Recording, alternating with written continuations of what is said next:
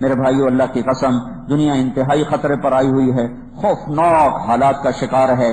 جب دھرتی میں بے حیائی پھیل جائے، دیکھو جب تک گناہ چار دیواری کے اندر ہوتا ہے نا، چار دیواری کے اندر تو اللہ درگزر کرتا ہے، جب وہ چار دیواری سے باہر آتا ہے پھر نظام بدلنا، یہی میرے رب کی سنت ہے۔ آپ کے ٹیک میں گٹر چل رہے ہیں نا، تو گٹر چلتا رہے، آپ کو کوئی پرواہ نہیں۔ جہاں گٹر رک کر بند ہو کر باہر ابلنا شروع ہوتا ہے نا، تو پھر آپ کی انتظامیہ یا جس کے گھر کے دروازے کے آگے گٹر ابلا وہ شکایت کرتا ہے جناب گٹر صاف کیا جائے، وہ ابل رہا ہے، وہ باہر نکل رہا ہے، وہ بند ہو گیا ہے۔ پھر وہ آتا ہے، کوئی آدمی آ رہا ہو، کچھ صاف کر کے اس کے بہاؤ کو چالو کرتا ہے۔ ایسے ہی جب نافرمانی چار دیواری کے اندر ہو رہی ہو تو اللہ درگزر کرتا ہے، لیکن جب وہ باہر نکل آئے تو پھر یہ گٹر ہے جو بند ہو گیا، اس کو صاف کرنا پڑتا ہے۔ تو اس وقت ساری دنیا خطرے کا شکار ہے۔ اللہ نے حیا ایمان کا سب سے بڑا شعبہ بنایا ہے۔ اور میرے بھائیو اللہ نے عورت کو پیدا ہی پردوں میں کیا۔ آدم کو پیدا کیا مٹی کٹھی کی، پتلا بنوایا، ننگا فرشتوں نے بنایا، 40 سال پڑا رہا، پھر اللہ تعالیٰ نے روح ڈالی، وہ اٹھ کے بیٹھ گئے، پھر اللہ نے کپڑے پہنائے۔ تو اگر اللہ ہوا کو بھی ایسی بناتا ہے تو کیا مسئلہ تھا؟ کوئی فرشتوں کو کوئی رغبت ہے عورت کی؟ ان کے لیے مرد ہو یا عورت، ننگی ہو یا کپڑے میں ہو، برابر ہے۔ نور کو کیا نسبت، کیا رغبت ہے مٹی کی بنی ہوئی شے سے؟ تو اگر میرا اللہ ڈبل مٹی کٹھی کر کے دونوں پتلے کٹھے بناتا کوئی فرق نہیں تھا، پھر دونوں کو زندہ کرتا، پھر دونوں کو کپڑے پہناتا۔ پہلے دن اللہ نے عورت کو پردوں میں پیدا کیا، آدم کی آنکھ کھلی ہے تو ایک مکمل وجود ان کے الٹی طرف بیٹھا ہوا ہے اور پورے لباس میں ہے۔ اللہ کہ ہوا کو کیسے بنایا گیا؟ اللہ کے سوا جس کی وہ بیوی ہے اسے بھی نہیں پتا چلنے دیا یہ کب بنائی گئی ہے۔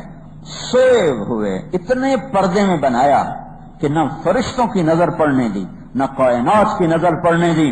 پہلے دن سے اللہ نے ہماری ماں کو پردوں میں پیدا فرما کے مٹی کا پتلا نہیں بنایا، ننگے نہیں ڈالا، پردوں میں چھپا کر بنایا اور مکمل بٹھایا پہلو میں، اور الٹی طرف پیدا کیا، سیدھی طرف سے نہیں پیدا کیا۔ الٹی طرف دل ہوتا ہے، سیدھی طرف دل نہیں ہوتا، دل الٹی طرف ہوتا ہے۔ اس بات کی طرف اشارہ کیا ہے کہ یہ عورت جس روپ میں ہوگی اس کا مقام دل ہی میں ہوگا، چاہے وہ بیوی کا روپ ہو، ماں کا روپ ہو، بیٹی کا روپ ہو، بہن کا روپ ہو، خالہ ہو، دادی ہو، جس روپ میں بھی ہے یہ دل کے اندر اس کی جگہ ہے، دل کے دور اس کی جگہ نہیں ہے۔ اللہ نے اتنے پردوں میں اس کو پیدا فرمایا۔ پورے قرآن میں کسی عورت کا اللہ نے نام نہیں لیا سوائے حضرت مریم کے کہ ان کے بیٹے کو لوگوں نے اللہ کا بیٹا بنا دیا، تو پھر اللہ نے واضح کیا ذالک عیسی ابن مریم، یہ میرا نہیں مریم کا بیٹا ہے، یہ میرا نہیں مریم کا بیٹا ہے۔ میں پوری تسلی سے آپ کو بتا رہا ہوں، میں نے سارا قرآن ایک دفعہ تسلی سے نہیں کئی دفعہ تسلی سے دیکھا، میں نے دیکھا کہ پورے قرآن میں ایک عورت کا نام نہیں سوائے حضرت مریم کے، اور مریم کا نام آیا ہے اس شک اور اس شبے کو دھونے کے لیے کہ عیسیٰ مریم کا بیٹا ہے، عیسیٰ اللہ کا بیٹا نہیں ہے۔ اس کے علاوہ اللہ نے کسی اچھی عورت ہو یا بری عورت ہو کسی کا نام نہیں لیا۔ اللہ نے عورت کے نام کو بھی پردوں میں رکھا ہے۔ یہ اتنے پردے میں رکھنے والی چیز ہے کہ اللہ نے نام پر بھی پردہ ڈالا، لیکن ہمارے ماحول نے کیا کیا؟ نوجوان لڑکے لڑکی کو ایک چیئر پہ بٹھا کے تعلیم یافتہ بنانا شروع کر دیا، یہاں زنا نہیں آئے گا تو کیا ہوگا؟ اور عورت نے گھنگرو باندھ لیے، کپڑے اتار دے، سکرین ننگی ہو گئی، ساری رات ہمارے نوجوان ننگے ناچ دیکھتے دیکھتے سوتے ہیں۔ تو جب ایسی راتیں گزریں گی تو اللہ کی قسم کوئی پتہ نہیں کسی رات کو زمین کروٹ لے اور سب کچھ اندر اور اندر کا باہر اور باہر کا اندر چلا جائے، کوئی پتہ نہیں کہ ہوائیں پاگل ہو جائیں یا بجلیاں اللہ تعالیٰ کی وہ بے لگام ہو جائیں یا اللہ تعالیٰ کی تلوار بے نیام ہو جائے یا میرے اللہ کے بادلوں کے تیور بدل جائیں یا زمین آسمان کی گردش بدل جائے۔ توڑی دیتا ہے۔ دنیا میں ایک قوم بے حیا بے غیرت آئی تھی لوط علیہ السلام کی، اللہ نے ان کو 5 عذابوں سے مارا۔ دنیا کا سب سے بڑا کافر فرعون ہے، فرعون دنیا کا سب سے بڑا کافر فرعون۔ کہ دنیا کا واحد انسان ہے جس نے کہا خدا ہی میں ہوں، انا ربکم الاعلی، میں خدا ہوں. یہ دعویٰ دنیا میں کسی نے کیا؟ سجدہ کروایا بادشاہوں نے، خدا ہی میں ہوں.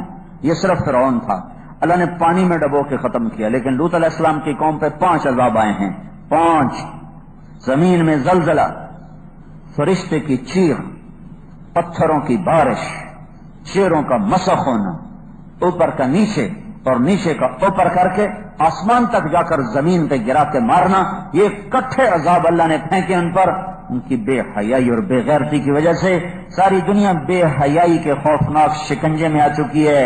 ناچ گانا، آوارگی، عورت کپڑے اتار چکی ہے، نوجوان کی نظر بے حیا ہو چکی ہے، ہاتھوں سے قرآن اتر کر گٹار آ چکا ہے. اور میرے بھائیو طوفان آیا تو مسجد بھی بہہ جائے گی، مندر بھی بہہ جائے گا. جب بجلیاں چمکیں گی اور گرجیں گے بادل اور تیور بدلیں گے زمین آسمان کے، پھر اللہ کی سنت ہے وَأَنْجَيْنَا الَّذِينَ نَهَوْنَ عَنِ السُّوءِ. اللہ پھر انہی کو ہی بچاتا ہے جو اوروں کو بچانے کے لیے دھکے کھا رہے ہوتے ہیں، ورنہ اس میں ہر شے بہہ جاتی. اللہ تعالیٰ نے موسیٰ علیہ السلام سے کہا تیری قوم کے 1 لاکھ کو پکڑنے لگاؤں، 40,000 اچھے ہیں، 60,000 برے ہیں. تو اللہ تعالیٰ نے موسیٰ علیہ السلام نے کہا تو 40,000 کا قصور کیا ہے؟ کہ یہ ان 60,000 کو سمجھا نہیں رہے اس لیے ان کو پکڑ رہا. ایک دن طاعون کا وار کیا، پورے 1 لاکھ کو طاعون میں پکڑ کے زیر زمین پہنچا دی. تو میرے بھائیو اللہ کا واسطہ دیتا ہوں، تبلیغ کو جماعت نہ سمجھو. تبلیغ اس وقت کا سب سے بڑا مرہم ہے، تبلیغ اس وقت کا سب سے عظیم کام ہے کہ ہم لوگوں کو ڈنڈے سے نمازی نہیں بنا سکتے، ڈنڈے سے شراب نہیں چھڑا سکتے، ڈنڈے سے ناچ گانا نہیں چھڑا سکتے. ہم ان کی منت کر کے، پاؤں پڑ کے، رو ہو کے، آنسوں سے ہم شیطان کو کنکری مار کے آ رہے تھے. شیطان کو پہلے دن 10 تاریخ تو اس وقت میں نائی ساتھ ہی کھڑے ہوتے تھے، وہ پل سے اترتے ہی نائی آگے کھڑے ہوتے تھے. یہ کافی پرانی بات ہے. تو وہیں وہ لوگ بعض خط کروا رہے تھے، بعض شیو کروا رہے تھے. تو ہم کنکری مار کے آ رہے تو سامنے ایک نوجوان وہ داڑھی پہ نا وہ صابن لگایا ہوا اور نائی اس کی شیو کرنے کے لیے تیار کھڑا ہوا ہے.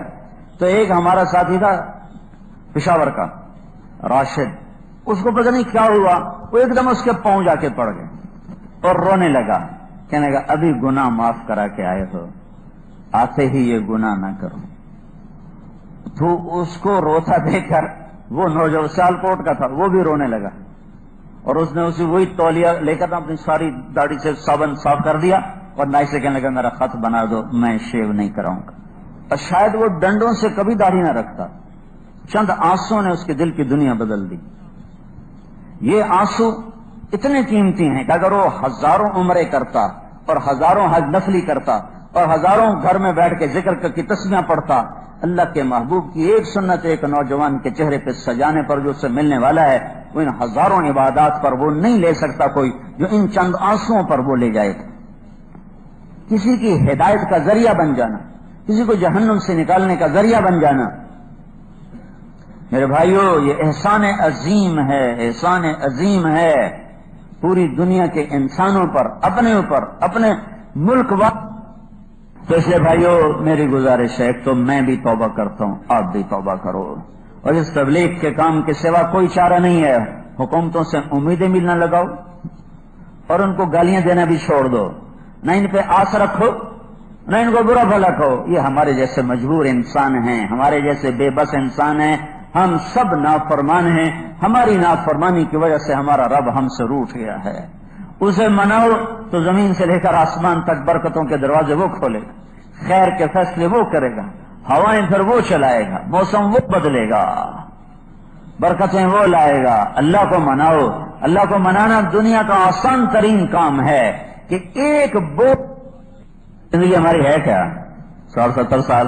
میرا اللہ کہتا ہے میرا بندہ تو اتنے گناہ کر کہ آسمان کی چھت کو لگا دے.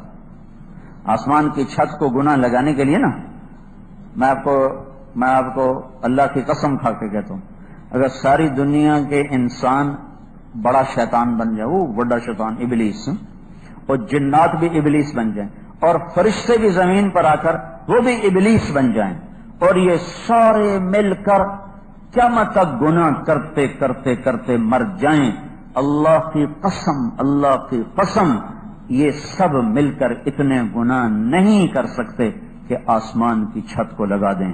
اور میرا اللہ کہہ رہا ہے لو بلغت ذنوبک عنان السماء، ٹیک کا ایک نوجوان، ایک مرد، ایک عورت، لاہور کا ایک مرد، ایک عورت، ایک کہہ رہا ہوں ایک، اتنے گناہ کر میری بندی، اتنے گناہ کر میرا بندہ کہ آسمان کی چھت کو لگا دے، پھر صرف ایک دفعہ کہہ دے یا اللہ معاف کر دے تو میں سارے ہی معاف کر دوں، بلا ابالی، مجھے یہ پرواہ نہیں ہوگی کہ مجھ سے کوئی پوچھے گا، اور مجھے یہ بھی پرواہ نہیں ہوگی کہ تو دوبارہ پھر کرنے لگ جائے گا، میں کہوں گا جاؤ معاف کر دیا۔ یہ میرا اللہ ہے، معاف کرنا اس کے ہاں ایسا خوبصورت عمل اور اتنا پسند ہے۔ قارون، ان قارون کان من قوم موسیٰ فبغى علیہ، قارون کا نام آپ نے سنا ہے نا؟ قارون کا جرم کیا تھا؟ موسیٰ علیہ السلام پہ زنا کی تہمت لگائی تھی۔ موسیٰ علیہ السلام اللہ سے روئے تو اللہ نے کہا، اللہ کے سامنے روئے تو اللہ نے کہا زمین کو کہو جو کہے گا وہ کرے گی، تو انہوں نے کہا پکڑو اسے، جب زمین نے پکڑا تو وہ رونے لگا، کہا مجھے معافی دے دو، اسے پتا چل گیا میں اب گیا، تو موسیٰ علیہ السلام نے کہا اور پکڑ لو اسے، تو اب وہ منتیں کرتا گیا اور موسیٰ علیہ السلام کہتے گئے اور پکڑو اور پکڑو، وہ سارا زمین میں غائب ہو گیا۔ تو میرے اللہ نے کہا موسیٰ تیری منتیں کی تو نے معاف نہ کیا، میری عزت کی قسم ایک دفعہ میری منت کرتا میں معاف کر دیتا، وعزتی لو استغاث بی لاغاثتہ، میری عزت کی قسم ایک دفعہ مجھ سے معافی مانگتا میں معاف کر دیتا۔ تو جو قارون جیسے کو معاف کرنے کے لیے انتظار میں ہوگا، ایک دفعہ کہہ دے تو ہم تو اللہ کے نبی کی امت ہیں، اوپر اللہ رؤوف الرحیم ہے، نیچے اس کا نبی رؤوف الرحیم ہے۔ اللہ اپنے بارے میں بھی کہتا میں رؤوف الرحیم ہوں، اپنے نبی کے بارے میں کہتا میں رؤوف الرحیم ہوں، اپنے بارے میں کل کائنات کی بات کرتا ہے تاکہ خالق اور مخلوق میں فرق رہے، اور اپنے نبی کے بارے میں بالمؤمنین کی بات کرتا ہے کہ یہ ایمان والوں کے لیے رؤوف الرحیم ہے۔ ہمارا تو معاملہ ہی بہت آسان ہے، ادھر توبہ کرو ادھر سارے معاف۔ تو میرے بھائیو اللہ کے سامنے جھکنے کی ضرورت ہے، اللہ کو منانے کی ضرورت ہے، وہ مان گیا تو مسئلہ ہی آسان ہے، اور اس کا ماننا کا ادھر میں توبہ کروں گا ادھر کہ جاؤ صلح ہوگا، صرف معافی نہیں کرتا، صلح ہی نہیں کرتا بلکہ یاری بھی لگا لیتا۔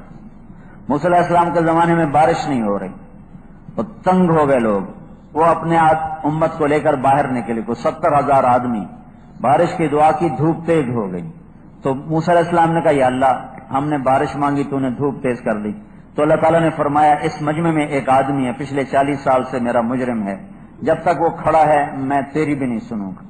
تو وہ کیسا مجرم تھا جس نے موسیٰ علیہ السلام کی دعا کو بھی روک دیا؟ تو موسیٰ علیہ السلام نے اعلان کیا بھئی ایسا آدمی ہے اس مجمع میں، نکل جائے دفع ہو جائے۔ تو اس نے ادھر دیکھا پھر ادھر دیکھا، جب کوئی نہ نکلا تو کہنے لگا لو خرجت ففضحت نفسی، اب اگر میں نکلتا ہوں تو ذلیل ہوتا ہوں، اگر کھڑا رہتا ہوں بارش نہیں ہوتی۔ ہائے ہائے ہائے، اب اس کو توبہ کا خیال آیا۔ یہ توبہ کون سی ہے؟ اللہ کی محبت کی نہیں،